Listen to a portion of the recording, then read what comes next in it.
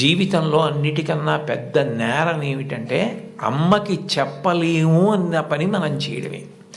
ఏ పని మనం చేస్తామో అది అమ్మకి చెప్పగలగాలి.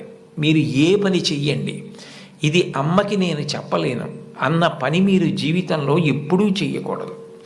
భగవంతుడెంతో అమ్మ అంతే.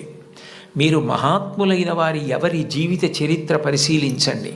అమ్మకి నమస్కారం చెయ్యకుండా, అమ్మ గొప్పతనం చెప్పకుండా లేరు.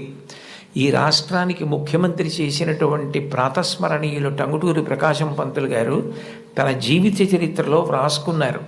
తాను మిడిల్ స్కూల్లో ప్రవేశించినప్పుడు 3 రూపాయలు జీతం కట్టలేకపోతే 25 మైళ్ళ దూరం నడిచి వెళ్ళి వాళ్ళ బావగారిని అప్పడిగితే ఆయన దగ్గర కూడా డబ్బు లేకపోతే మళ్ళీ 25 మైళ్ళు వెనక్కి తిరిగి వచ్చి, అమ్మ అప్పు దొరకలేదు, బావగారికి దగ్గర కూడా లేవుట, నేను చదువు మానేస్తానంటే అప్పటికి ఆ తల్లికి ఉన్నది ఒక్క పట్టు చీర.